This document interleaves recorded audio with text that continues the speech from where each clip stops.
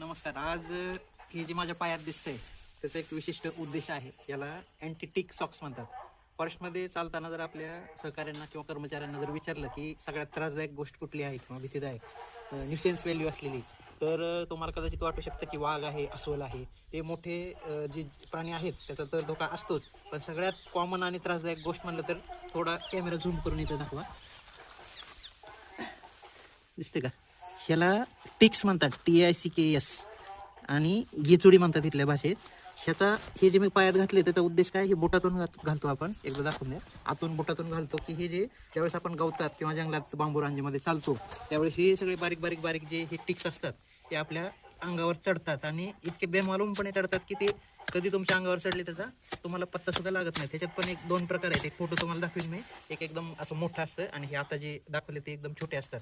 तर ह्याचा मेन म्हणजे ह्यांची लाईफ सायकल अशी आहे की हे प्राण्यांच्या इतर प्राण्यांच्या अंगावर गेल्यानंतर जिथं हिट किंवा मॉइश्चर असलेल्या जागा, जसं की आपल्या गुडघ्याचा मागचा भाग किंवा खांद्या हे सॉरी आपल्या काखेमधल्या अशा भागामध्ये ते जातात आणि रक्त शोषून तिथं ते त्याचे म्हणजे आपल्या स्किनमध्ये सुद्धा अंडे घालतात. म्हणजे ही त्यांच्या एक लाईफ सायकलचा भाग आहे. तर ह्याच्यामध्ये बऱ्याचशा लोकांना म्हणजे उलटी होणं, मळमळ होणं, ताप येणं असे जबरदस्त प्रकारचे इन्फेक्शन होतात. आणि विशेष म्हणजे पहिल्यांदा ज्यावेळेस मला हे टिक्स चावले होते मागच्या वर्षी जंगलात फिरताना, त्यावेळेस फिरून आल्यावर 2-3 दिवसानंतर अचानक चावल्यावर जस्ट खाजून बघितलं तर असे काळे काळे असे टिपक्यासारखे डाग होतात पूर्ण अंगावर आणि त्याच्यातून ते मग ते टिक्स निघतात आणि ते काढताना पण व्यवस्थित काढावं लागतात. त्याची जर समोरची अशी छोटीशी सोंड असते ती जरी अंगात राहिली तरी सुद्धा ते एक प्रकारचं वेक्टर आहे. खूप प्रकारचे त्याच्यामुळं डिसीज होऊ शकतात.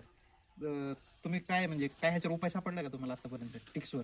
नाही सर, आतापर्यंत आम्हाला काही असा उपाय नाही सापडलेला बऱ्याच आहे. लोकांना असे अंगावर रॅशेस वगैरे येतात आणि काळे डाग जर पडले तर ते कायमस्वरूपी राहतात बऱ्याच जणांच्या, असं पण आपण बघितलेलं आहे. तर ह्याच्यावर उपाय म्हणजे तसं बघितलं तर प्रिकॉशनरी उपाय तर काहीच नाही. बाजारात काही मलम वगैरे येतात, ऑइंटमेंट येतात, पण त्याचा फारसा काही उपयोग होत नाही. आणि चावून झाल्यावर पण काही जण म्हणतात की केरोसिन त्या भागावर लावा तुम्ही. तो उपाय काय तेवढा प्रॅक्टिकल वाटत नाही. बऱ्याच लोकांनी म्हणजे स्टाफपैकी असे उपाय करून बघितलेत की प्रयोग करून बघितलेत की टिक्स काढली, त्याच्यावर गरम पाणी टाकलं, थंड पाणी टाकलं, डेटॉल टाकलं, डिटर्जंट टाकलं तरी सुद्धा ते मरत नाही. तर अशा प्रकारचा एक प्रकारचा हा मिनेस आहे. तर जे कोणी हा व्हिडिओ बघत असतील तर त्यांना माझी एक विनंती किंवा अपील आहे की ह्याच्यावर तुम्हाला काही उपाय माहीत असेल प्रॅक्टिकली ॲप्लिकेबल असा, तर कृपया तुम्ही आम्हाला सुचवा.